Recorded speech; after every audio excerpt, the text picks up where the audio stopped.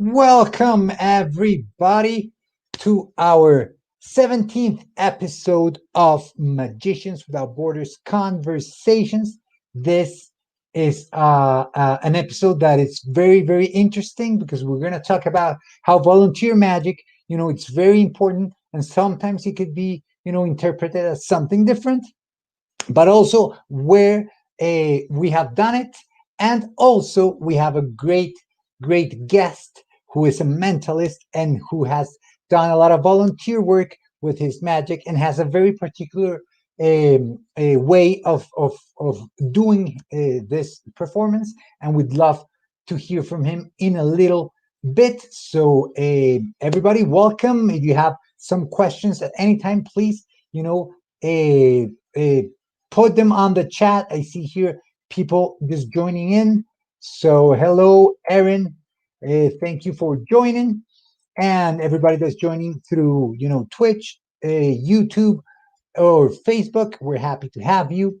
And before we start, we just wanted to tell you something about our great product that's called Become a Magician. That is a course that we've developed during quarantine.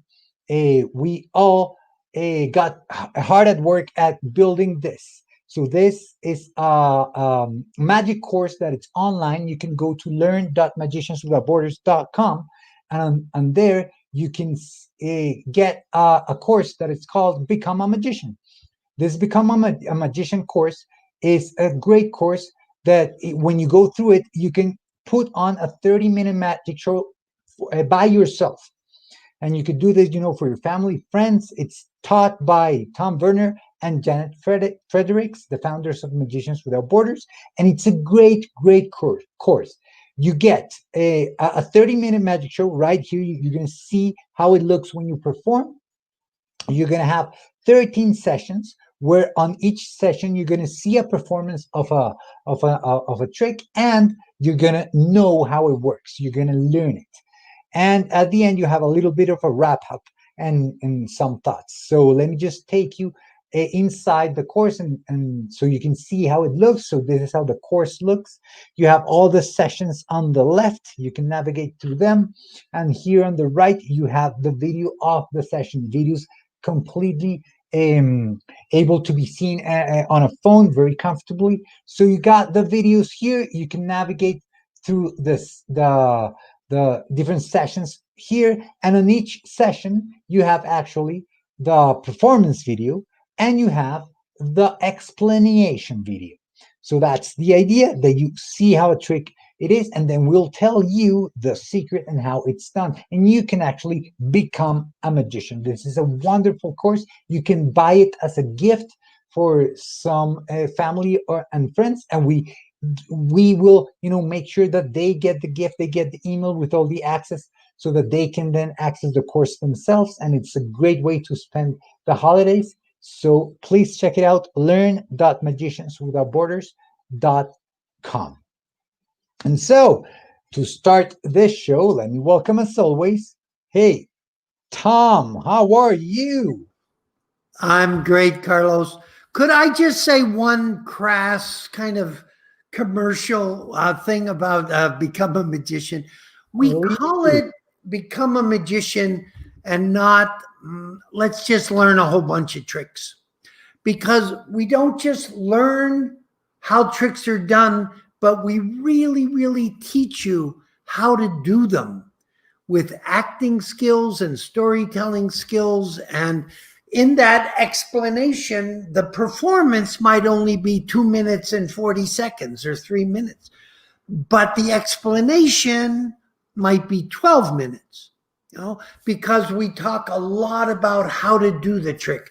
So as Carlos said, it can make a wonderful, wonderful present. Already a whole bunch of people have bought it for their grandchildren or their sons or daughters, or so that's enough. It's really it's terrific.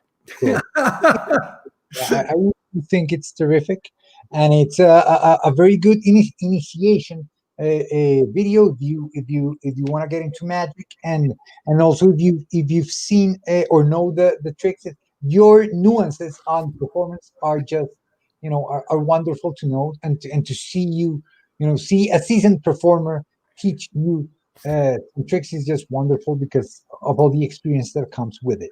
It's also a wonderful way to support Magicians Without Borders, because the profits go to support our work around the world, which you may hear about tonight, I'm sure. Something, I don't know what we're going to talk about. This is always a surprise. It's like magic. Pretty good, Tom. Pretty good, Tom. So, we want to talk about today about volunteer magic and when and where we do it. But like a quick thing that I want to talk about, or a thing that we normally don't are not used to talking about, is how sometimes when we do our performances, they might be, misinterpreted, or thought of as, real magic, or the black magic and stuff. That's Right, right, right, right.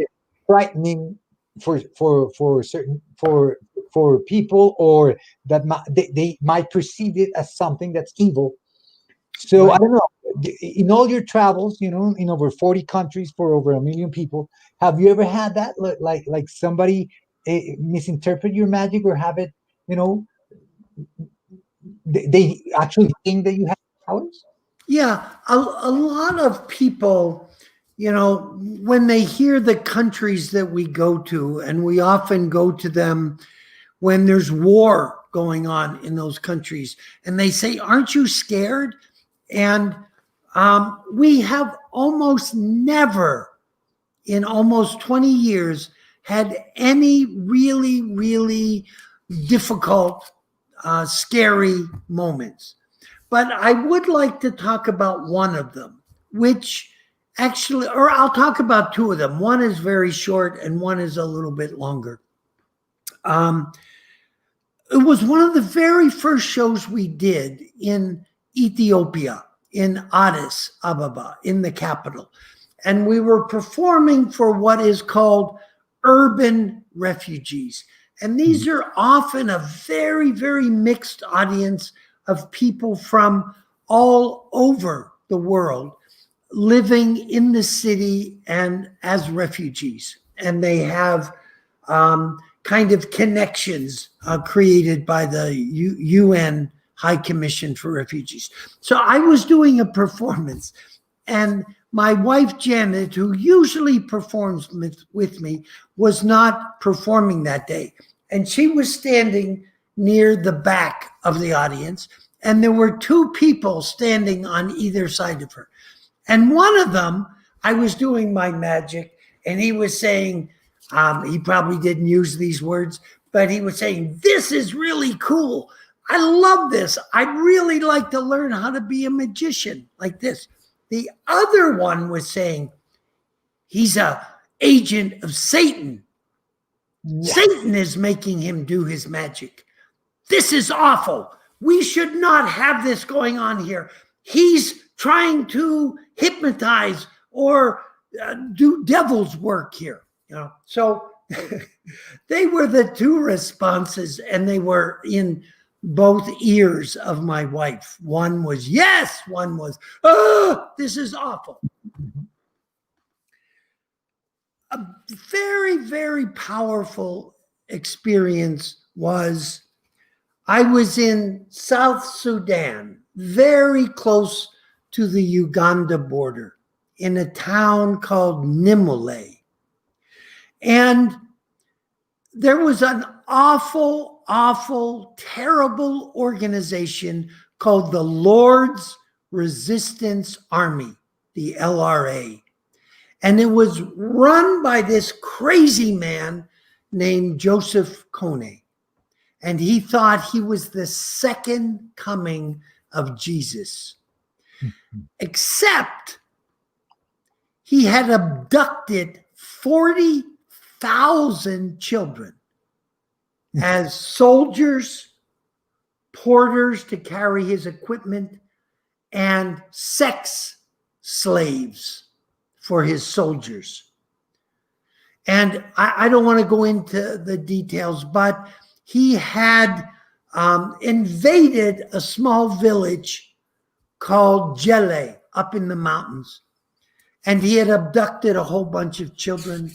And all the other people had gone down the mountain to the village of Nimule. And they built a new school, and the kids started school there. So we went to do a show at this school. And it was a new school, and it was out in a very, very open area. And it was very, very, very hot. There was no shade. But about 50 yards away was a mango grove, beautiful mango grove.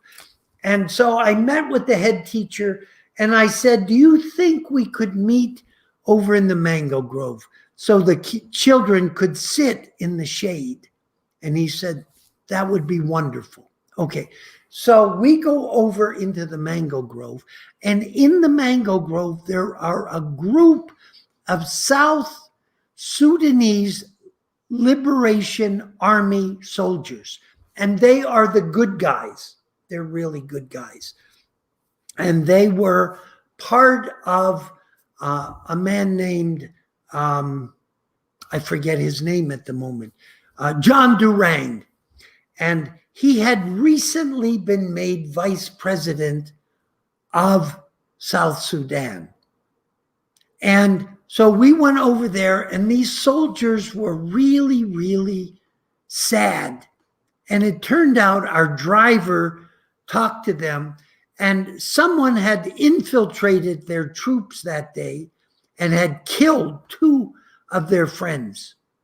And they were there in the mango grove. They had a little fire going, and they were making some, what we call in the United States, moonshine. It was liquor, like alcohol, an alcohol drink.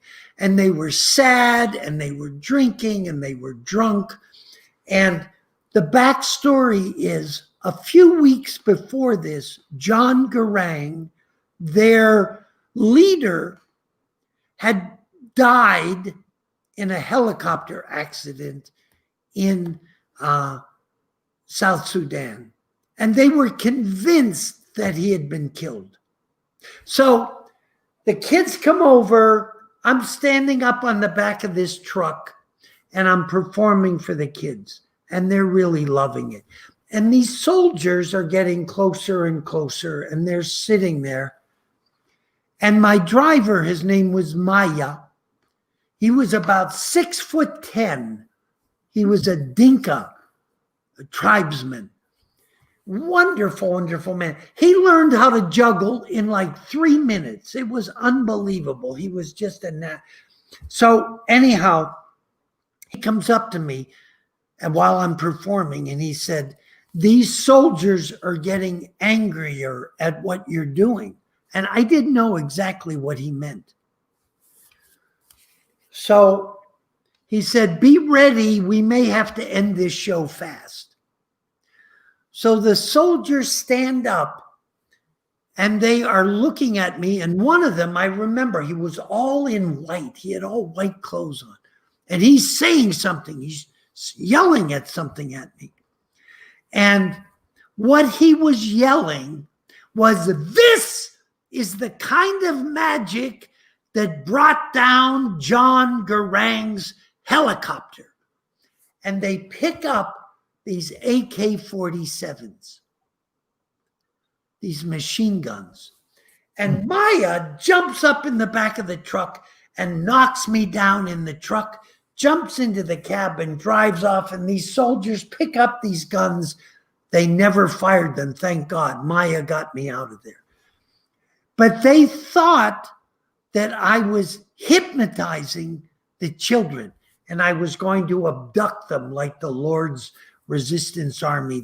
I don't know all that they were thinking, but they definitely thought my magic was bad magic.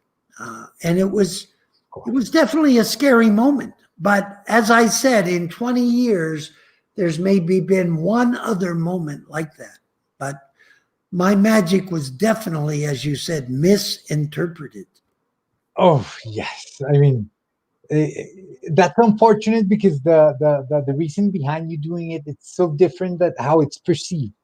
And I think that's, it's just circumstance and, that place at that time. And, over here in South America, we've had our share of many of those.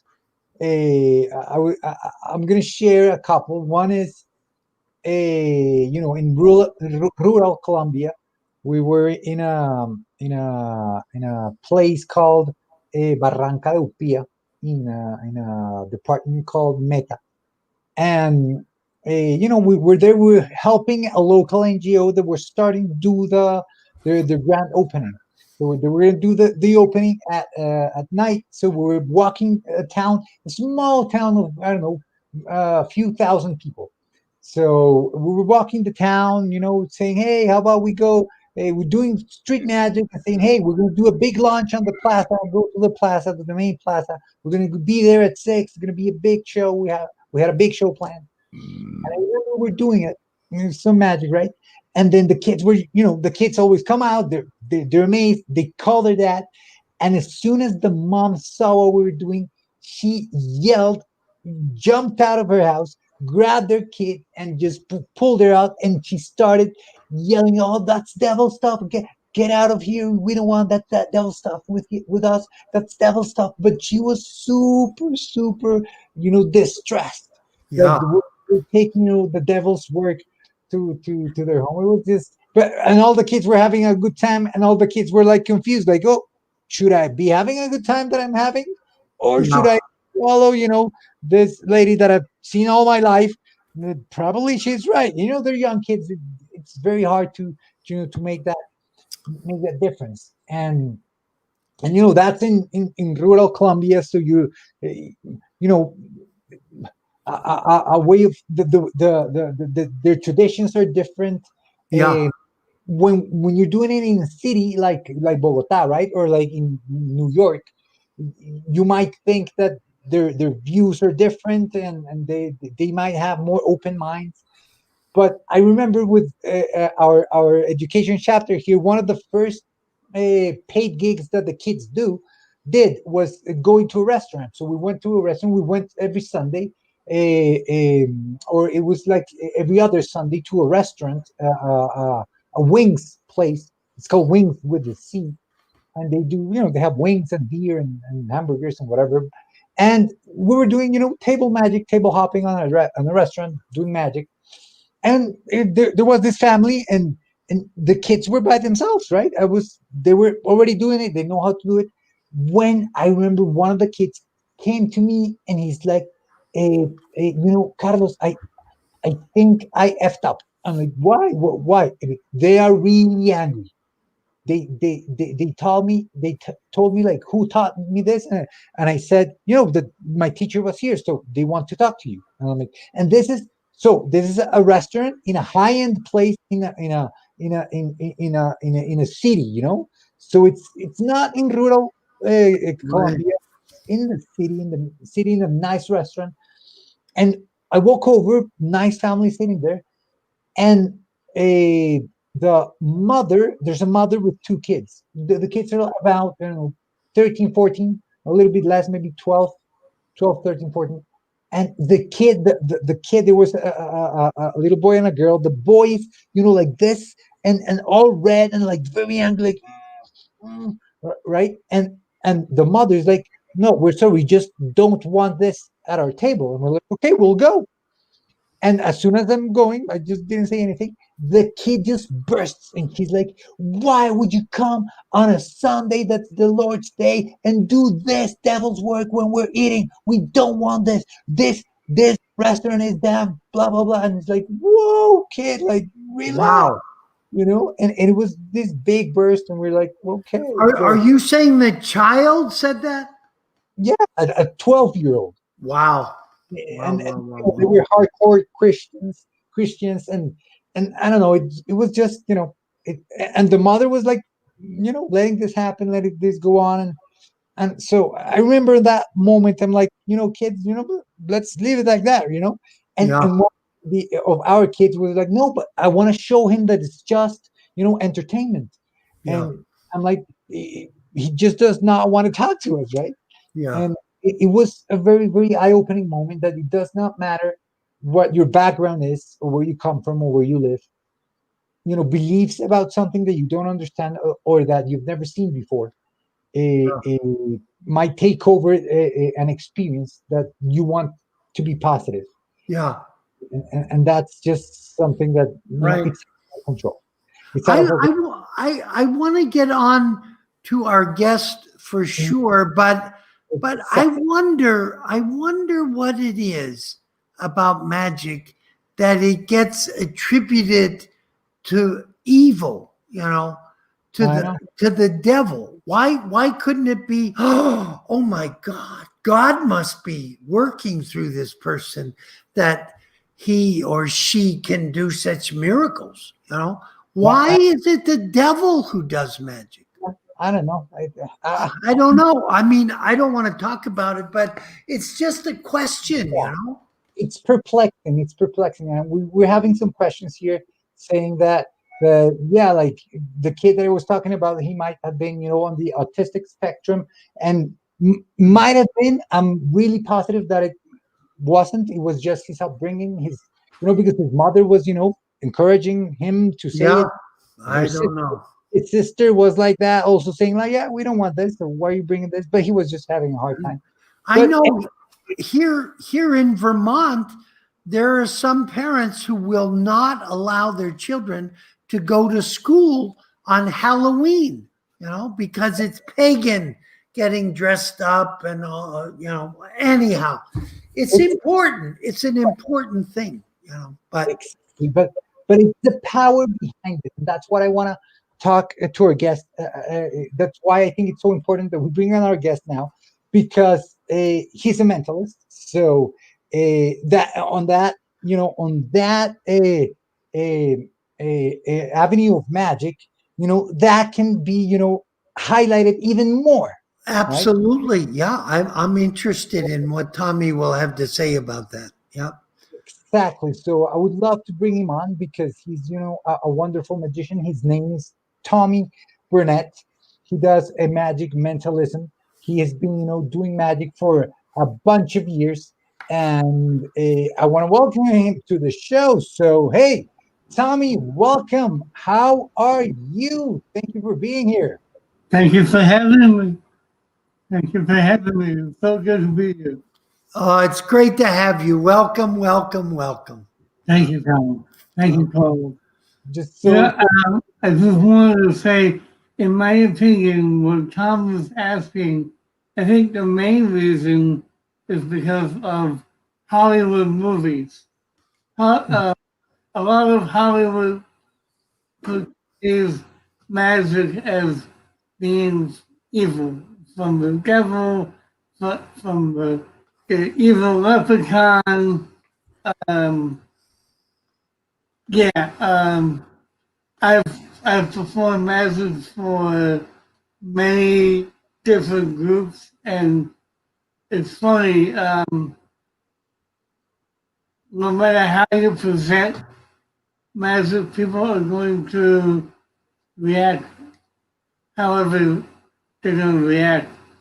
Uh, but I have found that there are ways of framing magic um, to make it more palatable for even for those people who are from the get-go. I don't want anything to do with this. Yeah. And so it really has to do with the way you frame it. And hopefully we'll talk about that as we Yeah. continue. I would love to hear some more about the way in which you do frame it. And I have some stories about how I had to frame it in cultures and countries that really believed in magic yeah, as something to heal or harm. It seems to Exactly. the magic seems to be two of those, either to heal people or to harm them in some way. Yeah. Of course. Yeah. And it's We'll funny. get that in a little while. But before we start, Tommy, please, for everybody that's listening, just give us a little bit of an introduction about yourself. How do you get into magic? What is it that you do mostly? Thank you. Yeah. Um, my my biological father was an actor and did magic as a hobby. Uh-huh. So, he would perform at parties with my mother. I found out later on, they actually did a mental act. My mother and my father and my mother was the psychic, which I found very interesting. But he would perform close-up magic for me and my friends whenever my friends would come over, and he would do the color changing knife trick, which is probably every magician has at least one set, and that's really what got me into it.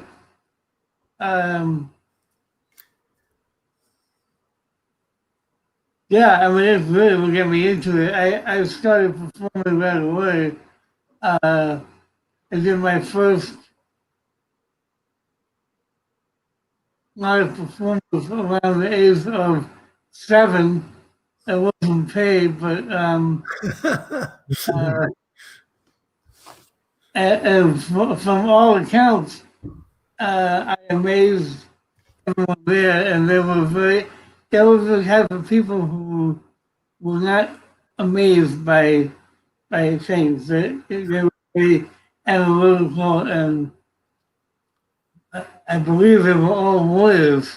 My grandfather was a lawyer, and he had a whole bunch of people over, and they asked me if I would do some magic. I barely remember it. I did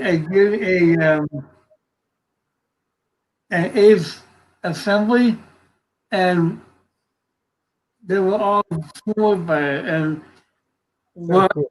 is I fumbled and you know I put clothes behind my back, and but to this day they said it was miraculous. So Great.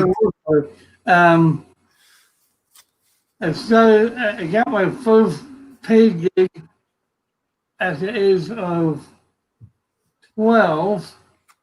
It was a birthday party for the son of the district attorney here in New York. And I Cool. got paid $75 back in 1973. Um, That's pretty good. pretty good. Especially for the 12-year-old, it wasn't bad. And So you liked performing for lawyers, it sounds like, I like or to their children. anyone. I don't. I've done a lot of children performances. That doesn't necessarily mean I like doing them. I get it. Get it. You know, sometimes you have to do what is in front of you. Yeah, that's right. You have to make a living. But I prefer performing for adults, and that's one reason why I prefer doing mentalism, because it's easier to understand what's going on. Although there are some good routines for kids, and I have and still do in Coney Island perform for kids. Uh, my preference is working with adults. Uh-huh. And how did you get into mentalism? How was that, transition? Maybe, you started doing like all of us, stuff that someone taught us, or we saw on a magic kid, or that's easier to learn. And how was that transition?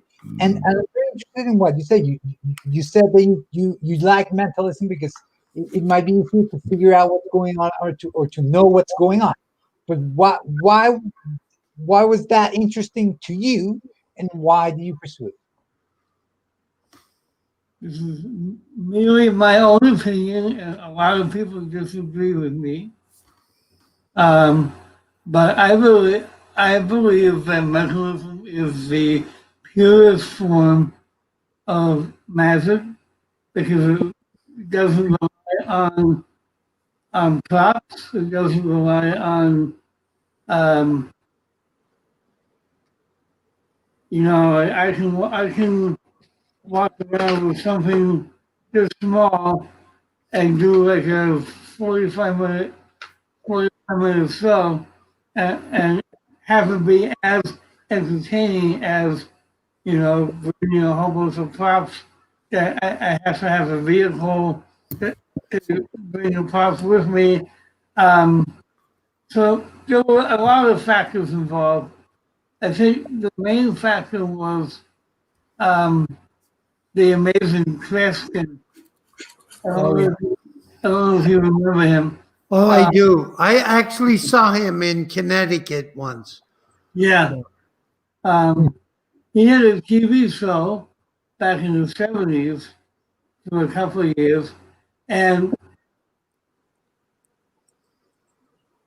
he had me fooled. Well, I would watch all these other musicians on TV, and I've been like, yeah, I know how that works.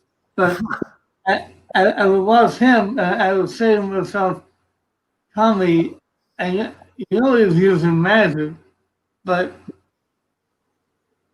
I don't get it. So, um, and watching the crowd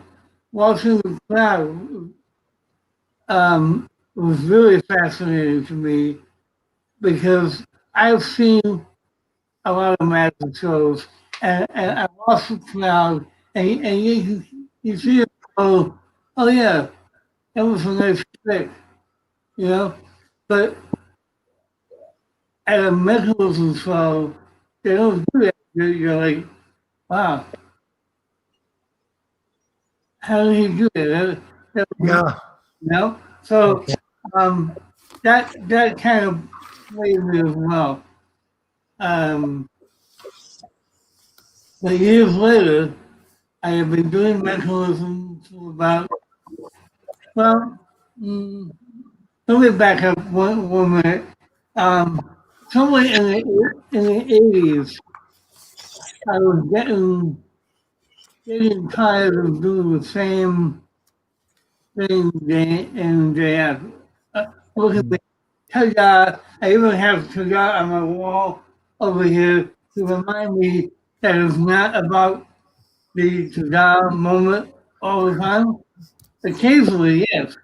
I mean, you have to be able to fool people in order to be a good musician, but that can't be the end result. It can't be the end result. Well, it can be. It is for a lot of people, and I'm not saying that's wrong for them. I'm saying that I got to a point in my life where I needed something more. I Yeah, did, when you start, I think that when you start magic, that I mean, well, at least I did it for that moment, right? Because you train for it, you rehearse it, and you say, oh, that's what people want because I like it, so everybody must like it. So Right. here, look at me, ta-da, right? that, So Ta-da! The magic moment, right? Yeah.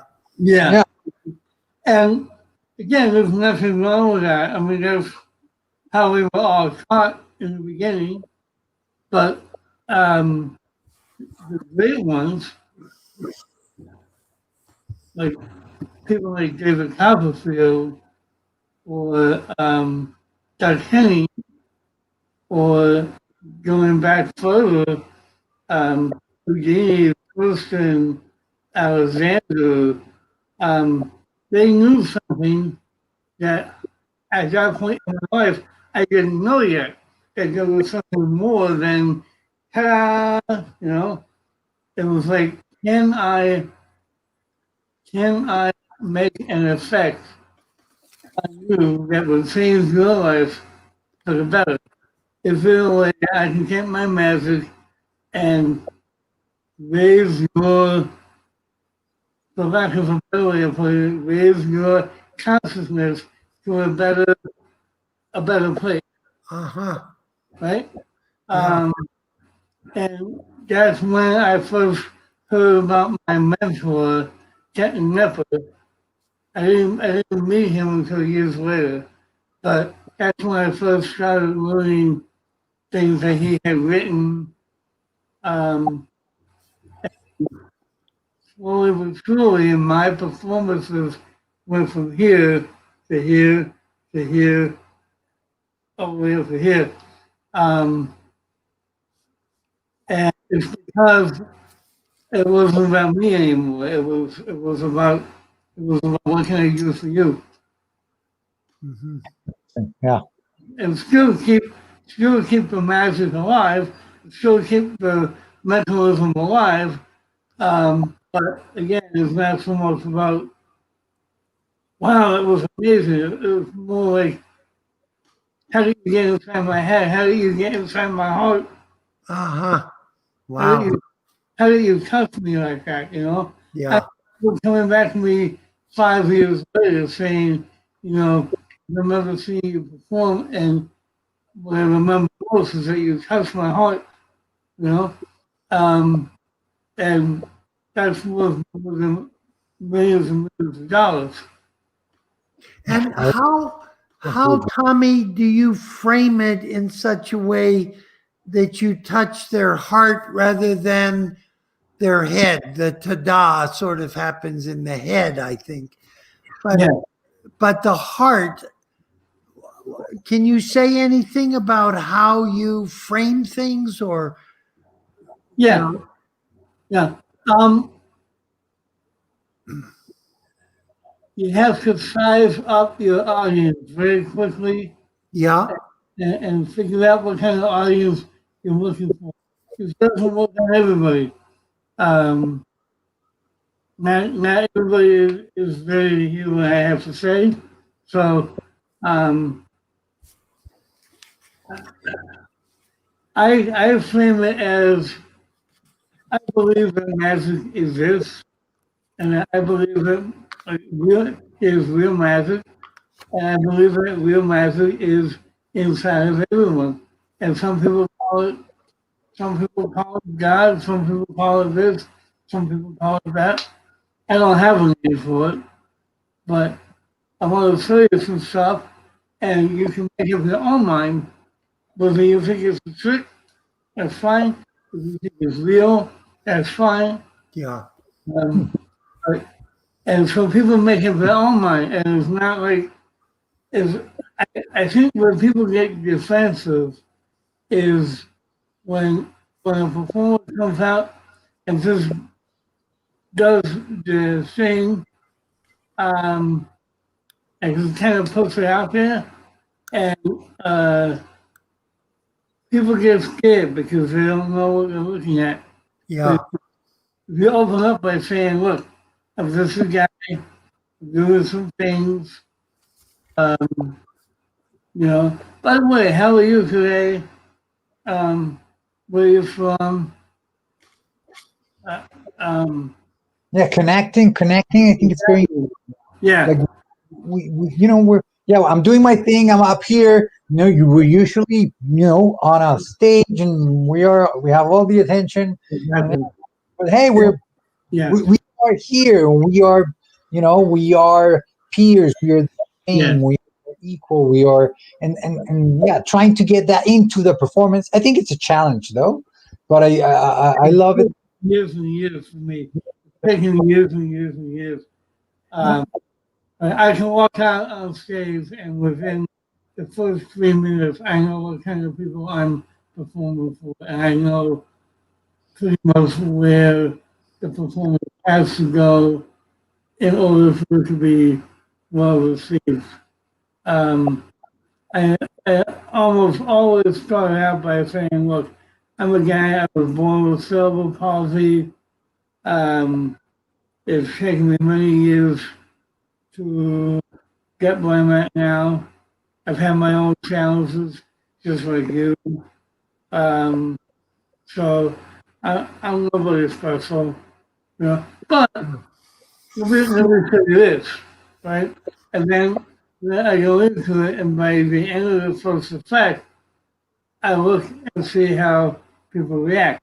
And 90% of the time, people get it. People say, oh, this is just a guy. You yeah, know, then there's that 110%, you know, I try and correct it, but sometimes you can't. I remember I told Carlos the other day, I performed, one of my first mentalism shows was about 25 years ago in Mhm. Colorado, and I made a really bad error in judgment, and I will never do this again, and I pray nobody else does this either. But a woman asked me if I knew anything about her father, and I presented the next 5 minutes as if I had been speaking to her father, and the woman started crying, and like really badly, and I found myself in a dilemma, and the dilemma was: do I stop the performance and take care of her, or do I keep going and take care of everybody else, and hopefully after the show I can take care of the collateral damage?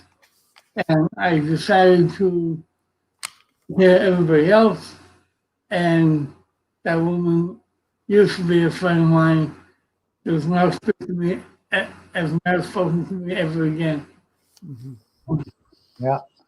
And it's probably my biggest regret in my whole life. Uh-huh. So and I think this is a good transition into what we want to talk about as far as a matter being misunderstood or misinterpreted. Um, a lot of that has I'm responsible for, and my mentor Kent Nipper is very adamant about being responsible for my audience. And while I am performing, whether it's mentalism, hypnotism, um, magic, I am responsible for their care as seriously as any doctor is, in my opinion. So I have to be careful what I say, and I have to be careful how I say it, because I don't want people leaving the theater um, feeling badly about themselves. Yeah. Yeah. Yeah. So, I could I just say something? please. Something that I talk to my students about is really caring about your audience. And the story that I tell is from the great French magician Jean Robert Houdin.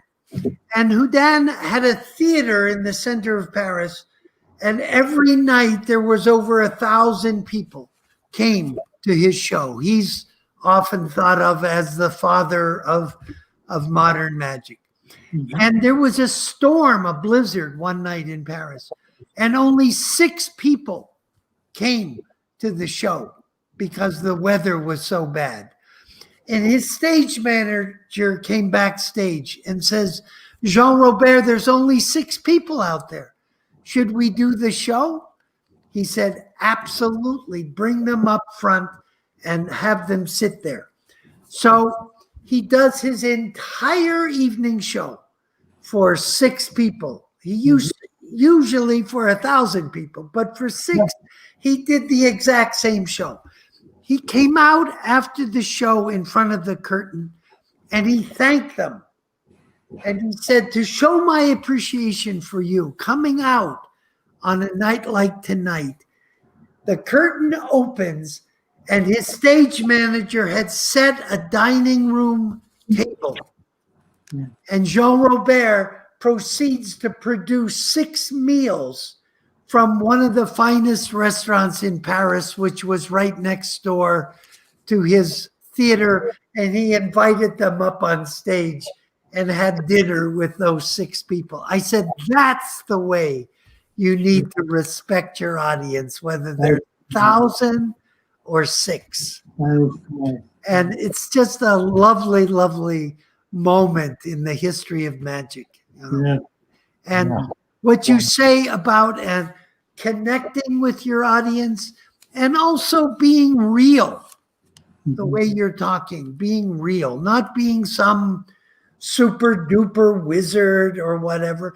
And having cerebral palsy immediately makes you real. I mean, you're right there, you know, and you have the courage to stand out there and be real, you know, and it's wonderful what you're saying. It's great. Mhm. Thank Yes. you, Tommy. I agree with Tom. It's wonderful, and your take on the performance of magic and how, you know, we have to be responsible for the audience. I mean, I second all that he says. It's wonderful. I just want to move this to where where we had this conversation before, Tommy. Like, you've taken your magic and you've actually performed as a volunteer in different places, but one in particular is called Fountain House. Yeah. So I would love for you to tell us, how is it to perform magic, and not just magic, right? Mentalism, right? On a place that works for people with mental illness. So I find that very, very interesting, and how a mentalism show, you know, fits with the audience and your experience on it. I would love for you to elaborate a little bit about that.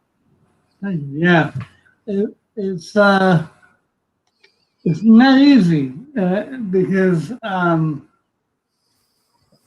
you're working with people who have they are recovering from mental illness. So they already have preconceived ideas about mental illness and about how people think. So when somebody then say, well, I'm going to read your mind, and um, you get one or two reactions. You get the person over here who says, "No, that's impossible.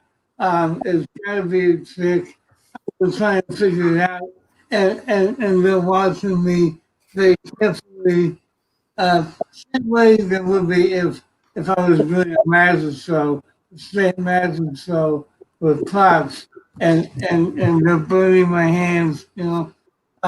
They And those people are not the ones that I worry about so much. The ones that I worry about are the ones who want to believe um,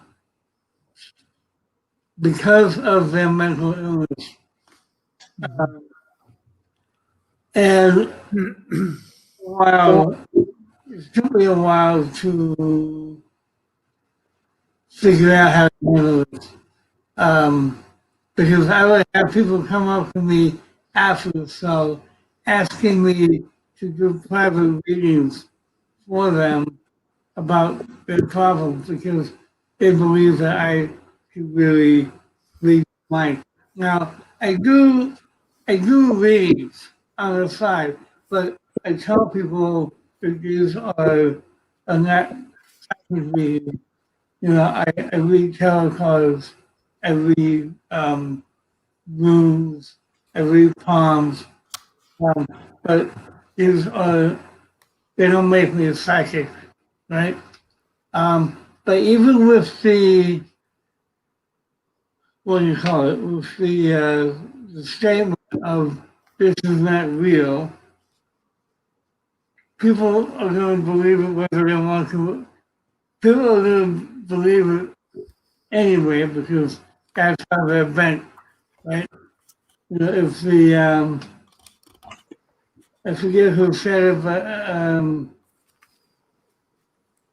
uh,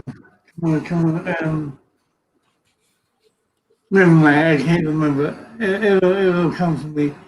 Um, if somebody already has a belief in something, it's very hard to displace their opinion, right?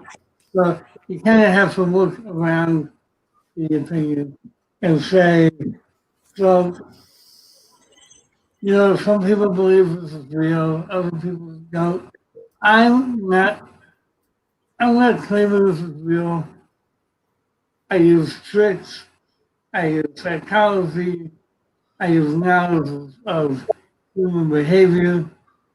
I use a whole bunch of things to create the illusion of being able to read people's minds. That's about it. Yeah. And for the most part, that will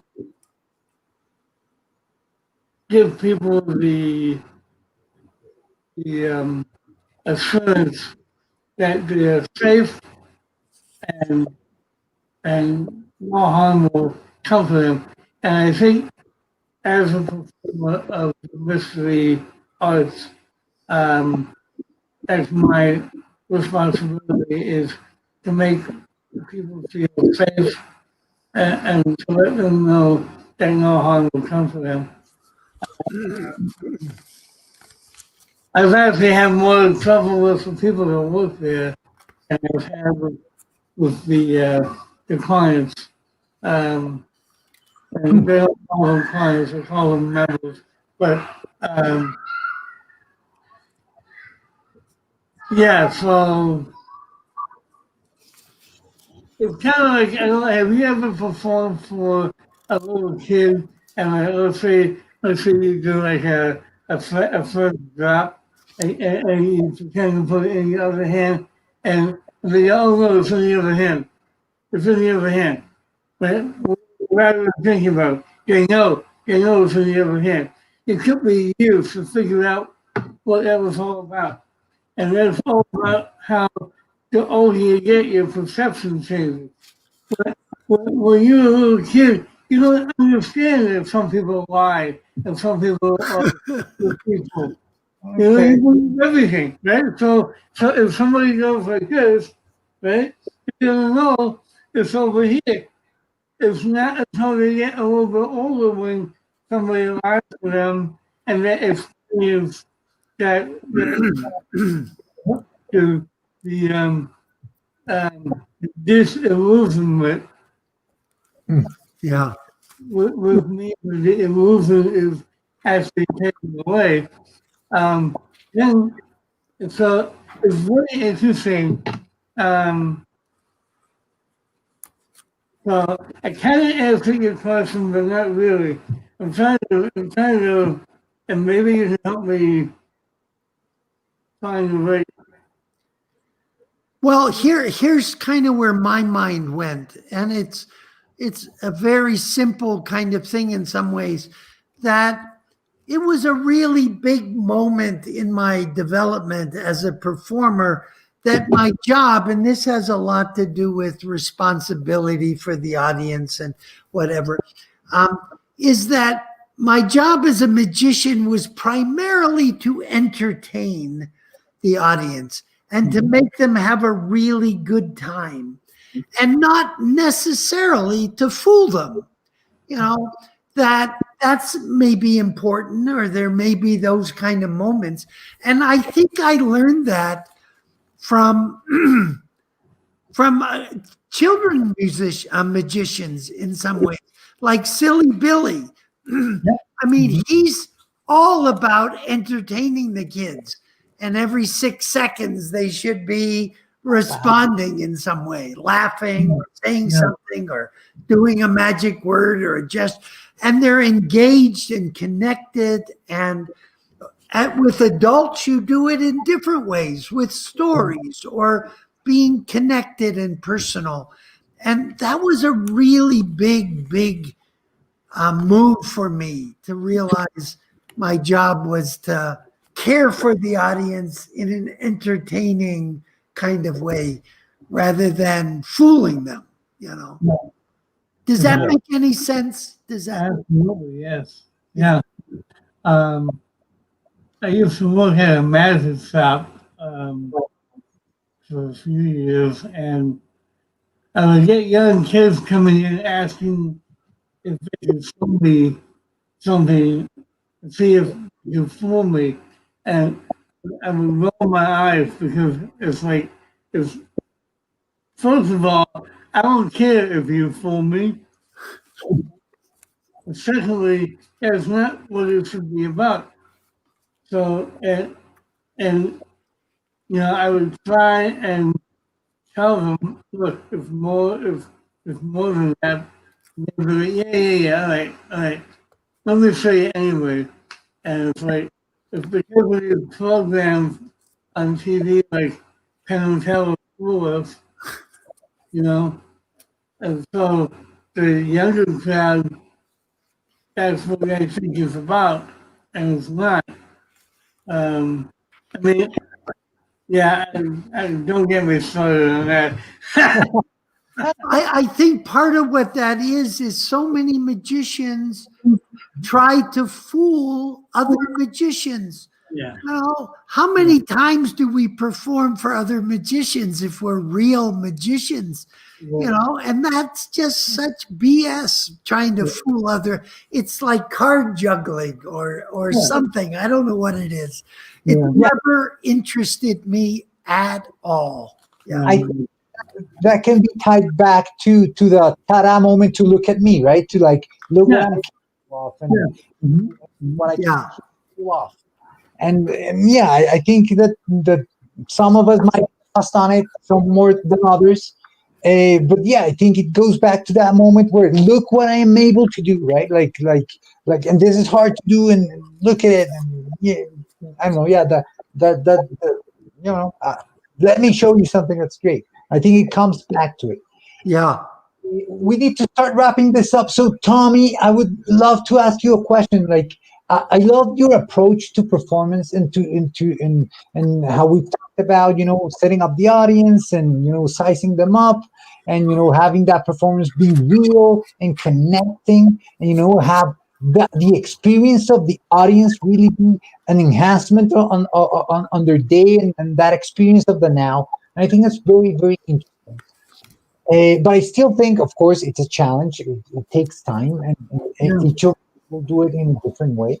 But what would be an advice that you would give to, up and coming performers that want to get into mentalism? Yeah, I would say find yourself one book, on magic. Mhm. One book that was my first book was the Amateur Magician's Handbook, Henry Hay.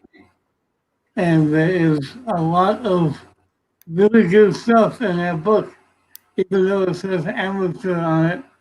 I know a lot of professionals that still use, myself included, still use some of those methods out of that one book. It's a great book. It really is. I forgot to pull it out. I don't want to leave the screen, but I still have mine from when I was about 14 years old. Um, Nice. yeah, it's a great book, and I would recommend learning one effect out of out of whatever book you have.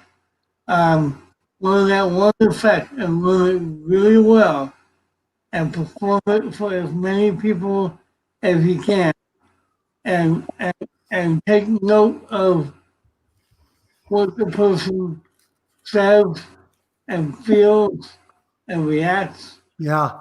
and take that and try and make the trick better, and then try and make it your own. Yeah. Um, and if you still want to be a musician, take lessons like from Tom or from me or from Carlos, depending on where you live. Um, and keep building. I have 40 years, 45 years worth of stuff that I rarely even use anymore Sure. because I don't have to. So again, my advice would be don't buy the stuff that everybody else is buying because A, it doesn't set you aside. and make feel like everybody else because everybody has the same thing. It's like, oh look, the new black pen came out. It's like, buy the new black pen until the new blue pen comes out. You know, and it's like, no. My rule of thumb is if I can't build it myself, that's the only time I might think about. Yeah.